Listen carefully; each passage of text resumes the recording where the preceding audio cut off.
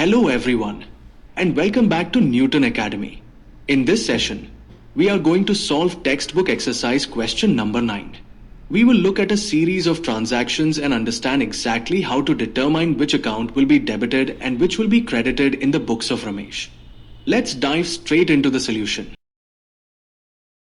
1st April, cash purchase 15,000 rupees and cash sales 14,000 rupees. ये entry नकद माल खरीदने cash purchases की है। लेखांकन के नियमानुसार जब हम माल खरीदते हैं तो परचेसेस अकाउंट को डेबिट किया जाता है क्योंकि व्यापार में माल आ रहा है। वही नकद भुगतान होने के कारण व्यापार से कैश बाहर जा रहा है, इसलिए टू कैश अकाउंट को क्रेडिट किया गया है। कुल 15,000 रुपीज की इस एंट्री का नरेशन बीइंग कैश परचेसेस। ये एंट्री नकद माल बेचने कैश सेल्स की है। लेखांकन के नियमानुसार जब हम नकद माल बेचते हैं तो कैश अकाउंट को डेबिट किया जाता है क्योंकि व्यापार में कैश आ रहा है।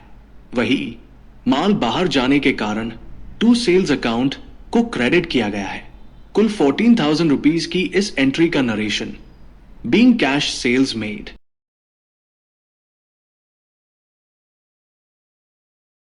5th April, personal goods of 10,000 rupees brought to business. ये एंट्री मालिक द्वारा निजी माल व्यवसाय में लगाने कैपिटल कंट्रीब्यूशन इन गुड्स की है। लेखांकन के नियमानुसार जब मालिक अपने निजी सामान को व्यापार में लाता है तो स्टॉक ऑफ गुड्स अकाउंट को डेबिट किया जाता है क्योंकि व्यापार में माल आ रहा है। वही मालिक द्वारा निवेश किए जाने के कारण इसे उसकी पूंजी माना जाता है, इसलिए टू कैपिटल अकाउंट को क्रेडिट किया गया है। कुल 10,000 रुपीज की इस एंट्री का narration being personal goods brought into business.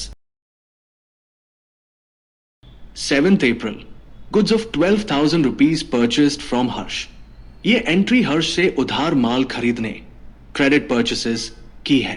लेखांकन के नियमानुसार जब उधार माल खरीदा जाता है तो परचेसेस अकाउंट को डेबिट किया जाता है क्योंकि व्यापार में माल आ रहा है। वही माल देने वाले व्यक्ति का नाम क्रेडिट होता है, इसलिए टू हर्ष अकाउंट को क्रेडिट किया गया है।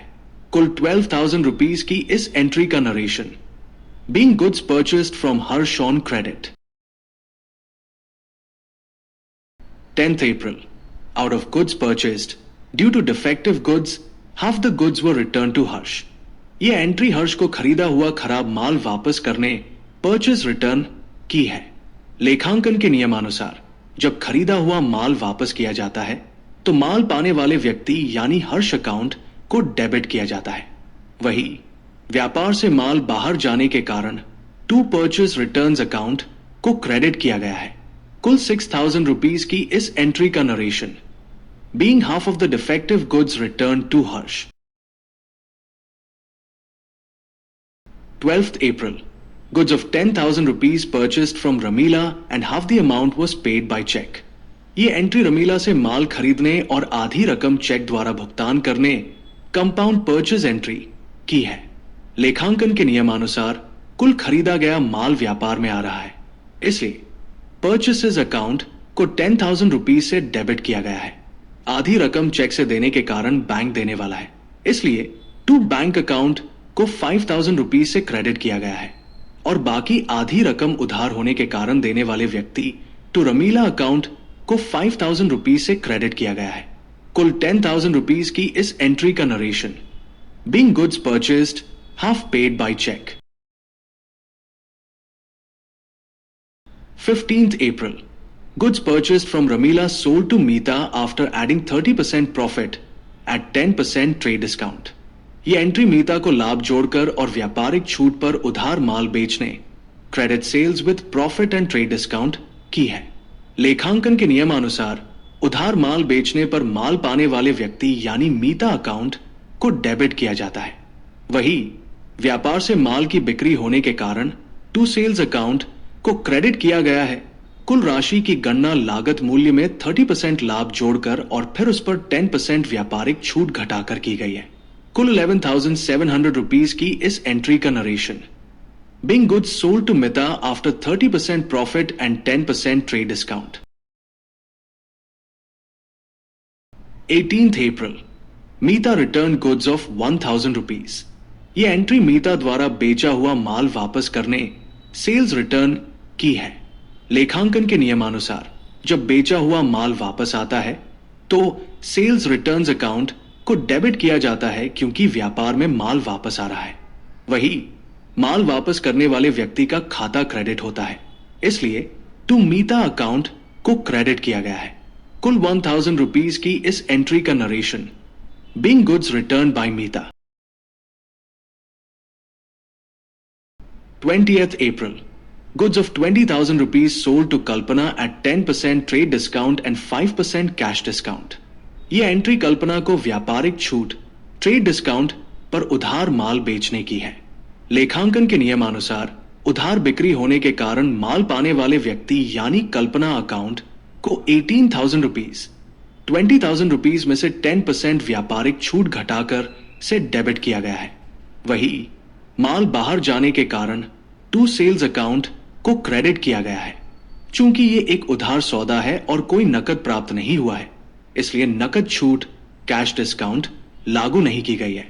कुल 18,000 रुपीज की इस एंट्री का narration being credit sales at 10% trade discount, cash discount not applicable as no cash received. 22nd April.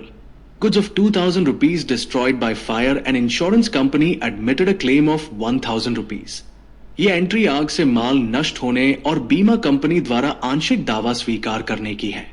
लेखांकन के नियमानुसार बीमा कंपनी द्वारा स्वीकृत दावे की राशि के लिए इंश्योरेंस कंपनी अकाउंट को 1,000 रुपीज से डेबिट किया गया है क्योंकि यह राशि भविष्य में प्राप्त होनी है। वास्तविक नुकसान के लिए लॉस बाय फायर अकाउंट को 1,000 रुपीज से डेबिट किया गया है क्योंकि सभी हानियों को डेबिट किया जाता है। आग में नष्ट हुआ माल खरीद लागत को कम करता है, इसलिए कुल 2,000 रुपीज से टू परचेसेस अकाउंट को क्रेडिट किया गया है। कुल 2,000 रुपीज की इस एंट्री का narration being goods destroyed by fire, claim admitted for 2,000 rupee minus 1,000 is equal to 1,000 rupees. 25th April. Goods of 500 rupees ruined in rain. 200 rupees are realized by selling them. यह entry बारिश में माल खराब होने और कबाड़ बेचने से नकद प्राप्त होने की है। लेखांकन के नियमानुसार कबाड़ बेचने से व्यवसाय में नकद राशि आ रही है, इसलिए कैश अकाउंट को 200 रुपीज से डेबिट किया गया है। बारिश से हुई वास्तविक हानि के लिए लॉस बाय रेन अकाउंट को 300 रुपीज से डेबिट किया गया है क्योंकि सभी नुकसानों को डेबिट किया जाता है। खराब हुआ माल खरीद की कुल लागत को कम करता है, इसलिए कुल 500 रुपीज से टू परचेसेस अकाउंट को क्रेडिट किया गया है। कुल 500 रुपीज की इस एंट्री का narration being goods ruined in rain and salvage value realised. 27th April. Goods of 300 rupees received as a free sample. ये एंट्री मुफ्त नमूने के रूप में माल प्राप्त होने की है। लेखांकन के नियमानुसार जब कोई वस्तु मुफ्त नमूने के तौर पर मिलती है तो उसका कोई लागत मूल्य नहीं होता और न ही इसमें कोई वित्तीय लेन देन होता है। चूंकि ये एक गैर आर्थिक लेन देन नॉन इकोनॉमिक ट्रांजैक्शन है, इसलिए बही खाते में इसकी कोई एंट्री नहीं की जाती और डेबिट क्रेडिट कॉलम खाली छोड़े जाते हैं। इस स्थिति का narration being a non economic transaction as free samples have no cost. 29th April. Goods of 250 rupees received as a free sample was sold for 400 rupees. ये एंट्री मुफ्त मिले नमूने के माल को नकद बेचने की है। लेखांकन के नियमानुसार जब मुफ्त मिले सामान को बेचा जाता है तो व्यापार में नकद राशि आती है, इसलिए कैश अकाउंट को 400 रुपीज से डेबिट किया गया है।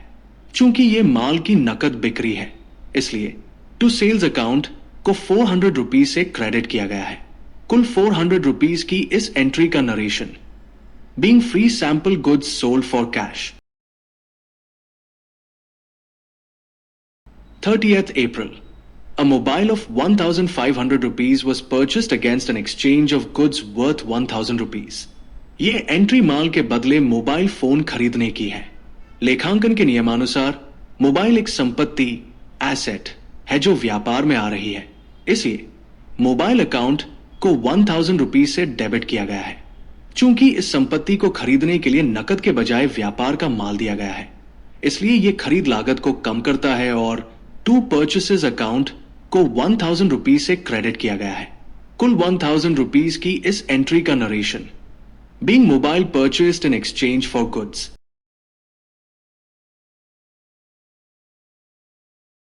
इसी के साथ हमारा टेक्स्ट बुक एक्सरसाइज का क्वेश्चन नंबर 9 यहां पूरा होता है।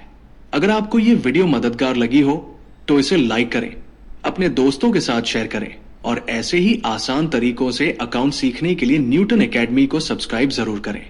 अगर आपका कोई भी डाउट है तो नीचे कमेंट बॉक्स में लिखकर बताएं। Keep practising and I will see you all in the next class. Thank you for watching.